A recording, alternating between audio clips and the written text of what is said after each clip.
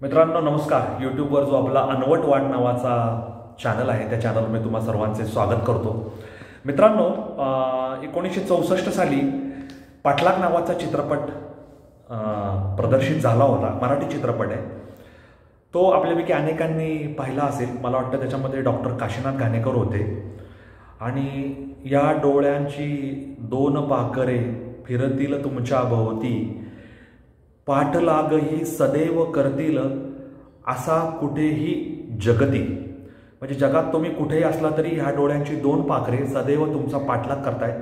पाठलाग म्हणण्यापेक्षा त्यांची तुमच्यावर नजर आहे असं त्या गीतातून ती नायिका आपल्या पतीला सांगत असते. आणि मला वाटतं हे गदी माडगुळकर यांनी लिहिलेलं गीत आहे. आता ह्या पाठलागचं कथानक घेऊन मेरा साया नावाचा चित्रपट 1966 साली प्रदर्शित झाला होता. आणि त्या चित्रपटामध्ये साधना, सुनील दत्त यांनी भूमिका केल्या होत्या.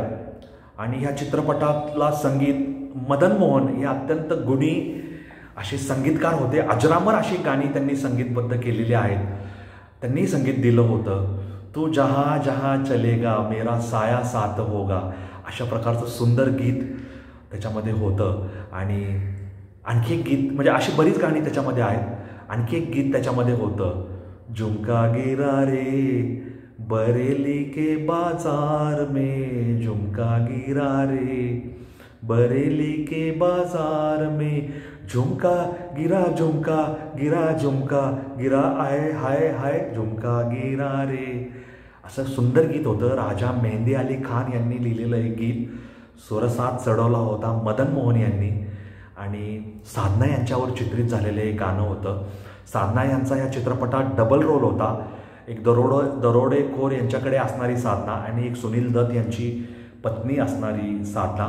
त्यांचं योगायोगाने त्या चित्रपटाच्या भाषेमध्ये बिछडतात आणि त्यांच्या दोघांवर काही संशय व्यक्त केला जातो.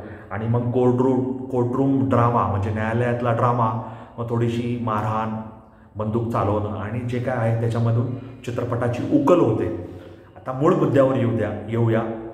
झुमका गिरा रे या गाण्यातलं झुमका आणि बरेली हे शहर हा आपल्या आजच्या व्हिडिओचा विषय आहे.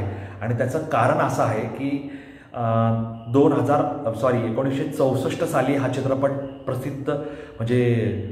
प्रसिद्ध झाला, प्रदर्शित झाला. त्याच्यानंतर साधारण 54-55 वर्षांनी NH-24 म्हणजे बरेली हे शहर उत्तर प्रदेशातल्या NH-24 या महामार्गावर आहे, राष्ट्रीय महामार्गावर.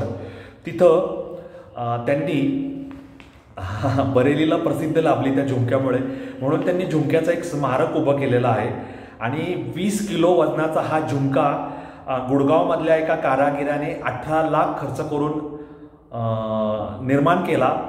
म्हणजे त्याची जी कारागिरी होती. आणि बरेली या शहराने म्हणजे त्यांचं जे स्थानिक प्राधिकरण आहे त्यांनी तो 20 किलोचा हा झुमका तिथे बरेली शहरात उभारलेला आहे. 14 फूट उंचीवर उभारलेला आहे. आणि हा जो झुमका आहे तो पितळ व तांब्यापासून तयार केलेला आहे. आणि ह्या झुमक्यामुळे आपलं बरेली प्रसिद्धीस आलं. आणि त्या 1966 सालच्या चित्रपटामध्ये बरेलीचा उल्लेख आहे. त्यामुळे बरेली शहराला बरं वाटलं असेल. त्या बरं वाटण्यातून त्यांनी हा झुमका 2020-21 साली उभा केला. आणि तो आजही दिमाखात उभा आहे. NH-24 वरून येणाऱ्या जाणाऱ्या लोकांचं लक्ष तो वेधून घेत आहे.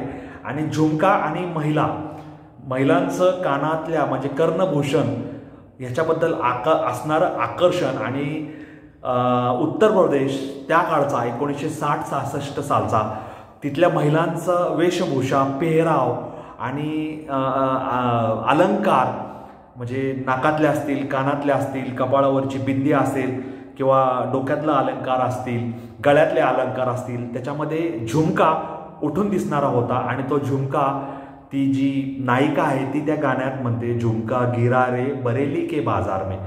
बरेलीच्या बाजारात तिचा झुमका हरवला आहे आणि ती त्याच्याबद्दल ते गीत म्हणत आहे. अशा प्रकारचं ते गीत आहे. आणि बरेली गावाने त्या झुमक्याचं स्मारक तिथं उभं करून ह्या गाण्याला एक चांगल्या प्रकारचं शाबासकी दिलेली आहे असं म्हणायला काही हरकत नाही.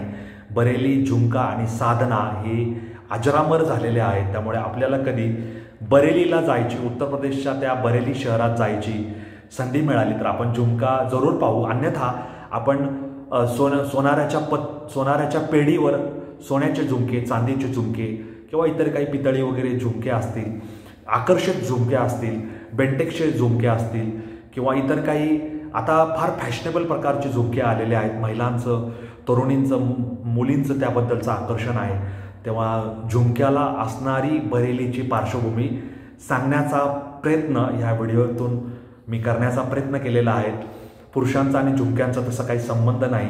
पुरुष काय ते भीकबाळी असतील किंवा कर्णभूषणं वापरत असावेत प्राचीन काळी, ऐतिहासिक काळात. आता काही वापरत नाही. काही लोक ते सोन्याचं छोटंसं हे वापरतात, त्याची आवड आहे. या विषयावर आपण जास्त न बोललेलंच बेहतर. पण झुमका बरेली आणि झुमका गिरारे हे अजरामर गीत कुणीही विसरणार नाही. आणि बरेलीकरांनी तो झुमका उभं करून त्याला आणखी चांगलं कोंदण प्रदान केलेलं आहे असं म्हणायला काय हरकत नाही. या नोटवर मी तुमचा मित्र सुरेश मुरलीधर कोडितकर तुमची रजा घेतो. धन्यवाद. जय हिंद, जय महाराष्ट्र, वंदे मातरम, जय श्रीराम, जय जगन्नाथ. आपला हा व्हिडिओ चॅनल जास्तीत जास्त लाईक शेअर करायला विसरू नका. जास्तीत जास्त लोकांपर्यंत हा चॅनल पोहोचवा. या अनवट वाटेवरील वाटसरू व्हा, वारकरी व्हा, एवढंच मला या निमित्ताने तुम्हाला सांगायचं आहे. धन्यवाद. जय हिंद.